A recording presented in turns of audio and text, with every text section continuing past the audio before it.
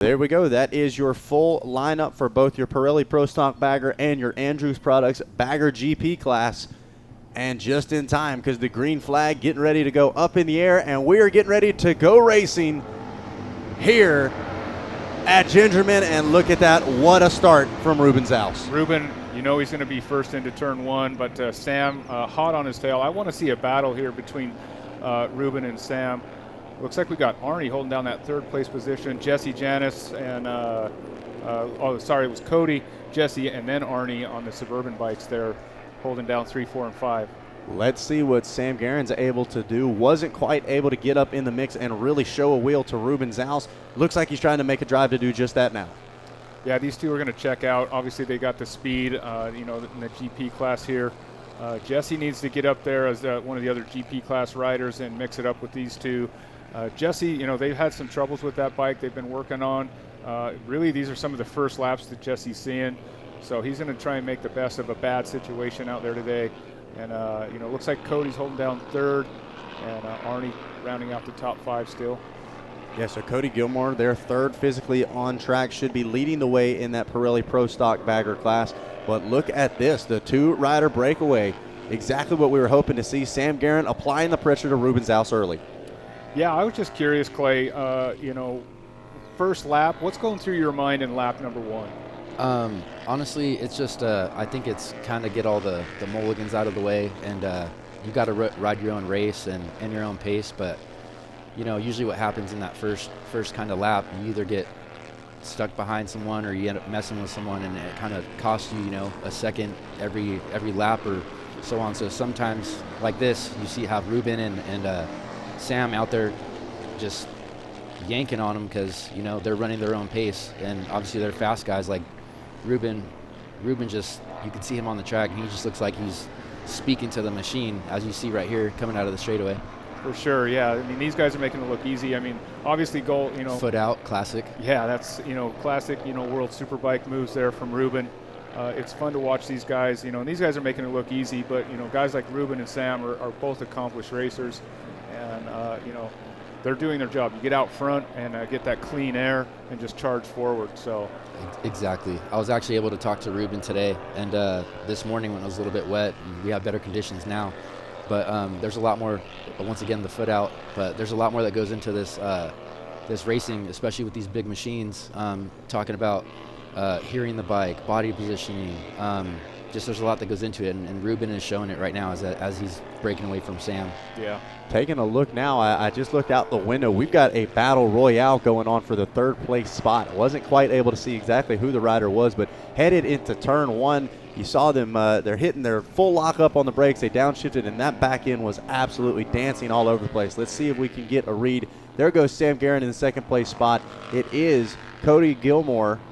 And Jesse. And Jesse, yeah. Okay, so Jesse was pushing the pace hard coming into turn 1, had that back end dancing all over the place. You said he needed to get up there. He's trying to take your advice and do it. Yeah, like I said, Jesse, they've been dealing with some mechanicals all weekend, and these are some of his first laps. And Jesse is, he's won AFT championships. He's a racer at heart. And look at him just backing it in there, making it. That was smooth. Yeah, that was a nice pass. That was a beautiful pass, just out-breaking Cody Gilmore into turn 1. And hey, but that's Jesse's style, man. Jesse's a flat track guy. He knows how to move a bike, and oh, there you go, shaking while went out the corner, dude. That's 100% on the gas, man. I love to see it. And I think it's cool to see, too. Obviously, Ruben, very calculated, methodical, doesn't even look like he's riding that hard. And then you see the like of Jesse Janisch picking the front wheel up. The back end's dancing all over the place. These guys are fighting hard to try to get up towards the top. Yeah, I think it's good to see that front wheel coming up in the air. That means they've got the thing figured out. Obviously, they're getting the power to the ground. For sure.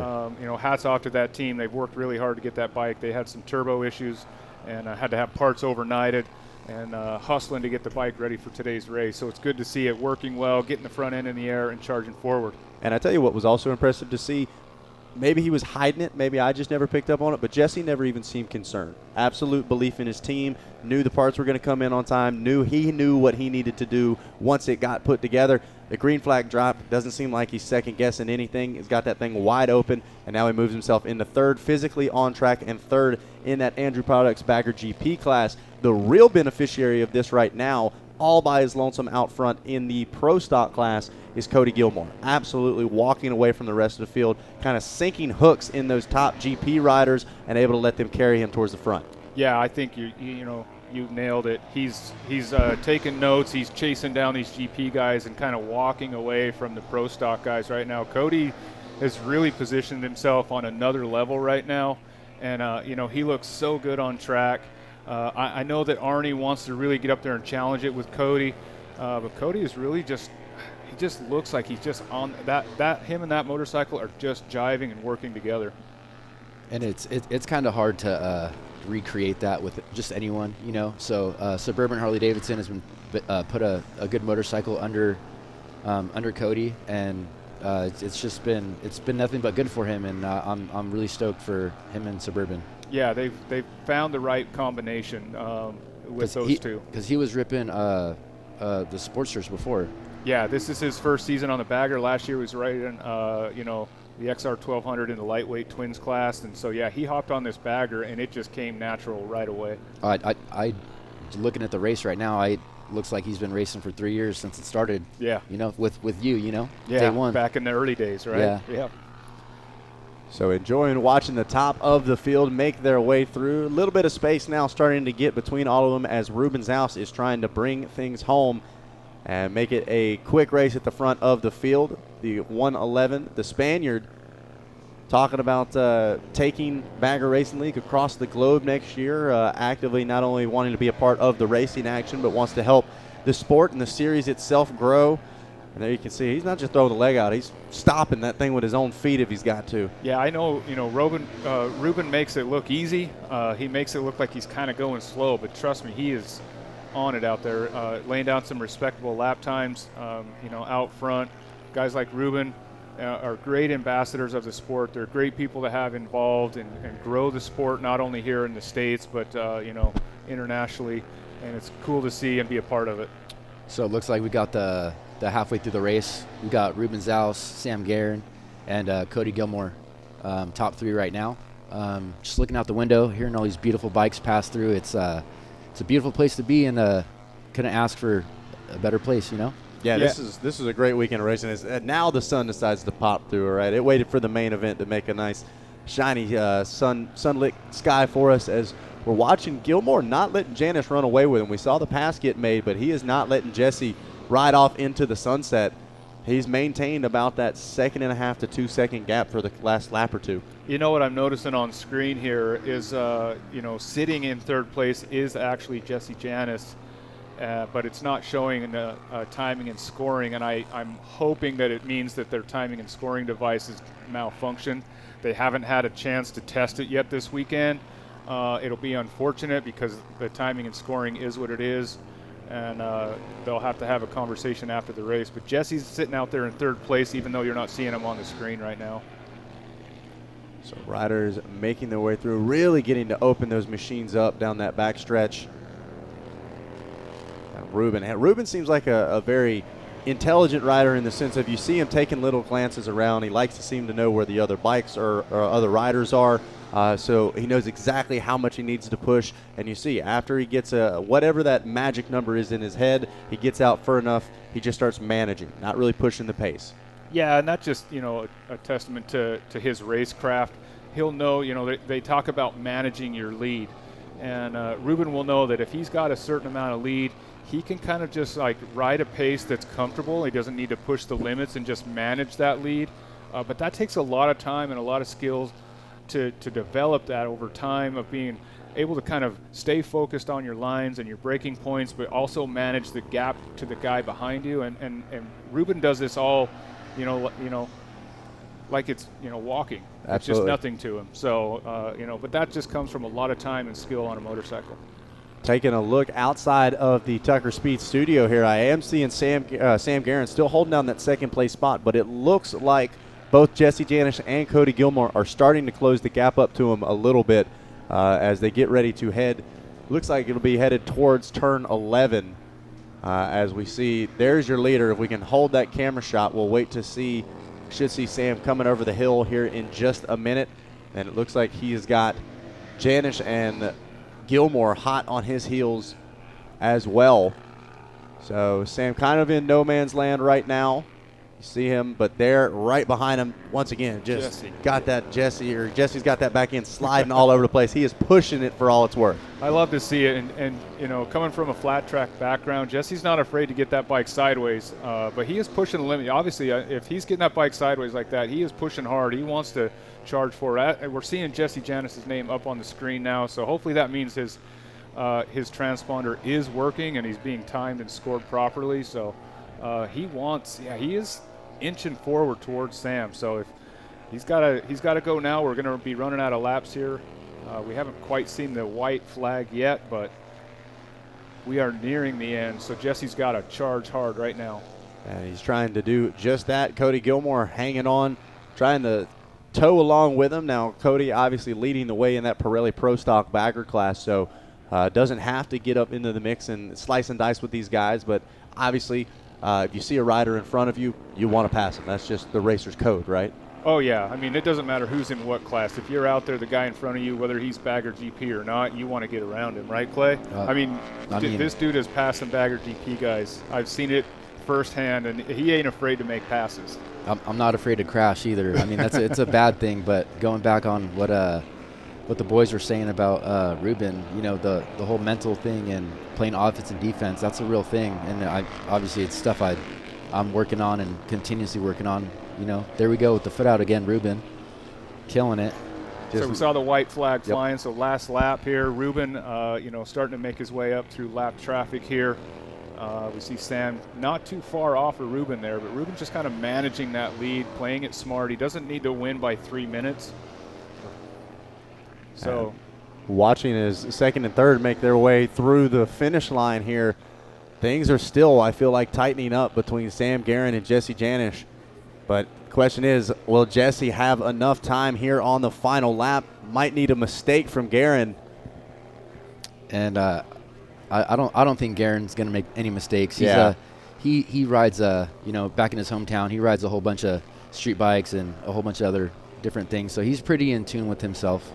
Well, and Sam also looking to kind of respond after that opening weekend. He had some mishaps, had some mechanical issues, didn't really get to show exactly what he was capable of, even though he did come across the line and finish second on the weekend. So he's got a point to prove as well. Says, hey, I don't care whether Jesse was out there or not. I am the number 2 guy. So right now, Ruben Zaus, you're seeing on screen the 111 trying to bring things home and grab the first win of the weekend for your Andrews Products Bagger GP class.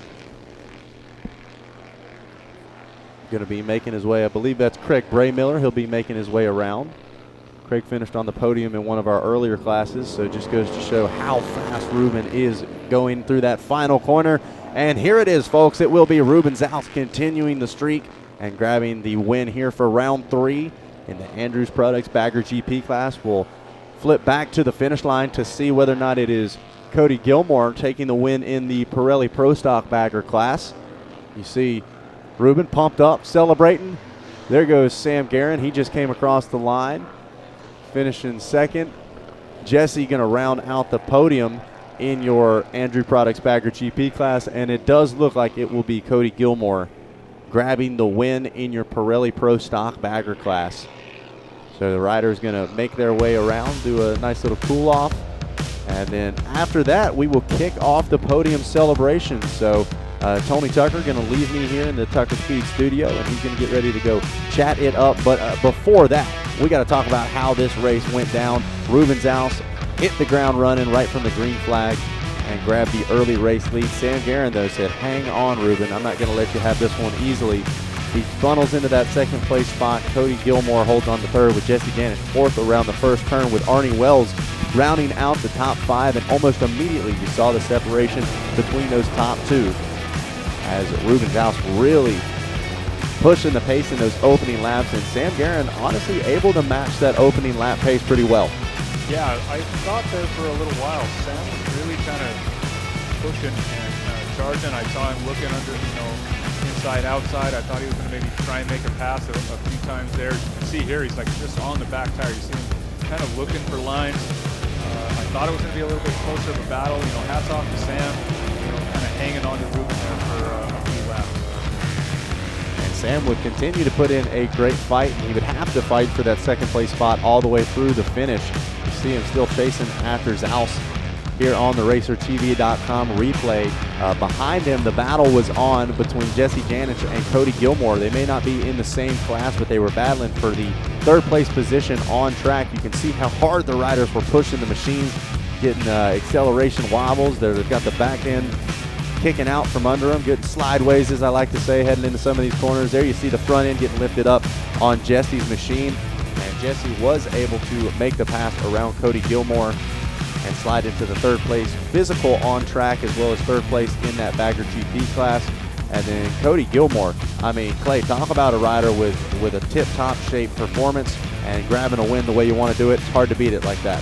I mean, it's crazy. Hats off to Cody, man. I mean, especially for his first season in the bagger class to come out here and do this, to be able to battle with Jesse like that. I mean, I like to say it's because they're teammates, and teammates have the best rivalries and want to see each other do good, but it was all Cody and Suburban Heart Davis for supplying that bike. So hats off to the team for that, and congratulations. Yeah, without a doubt, not only do the riders grab the win, but their whole team celebrates along with them.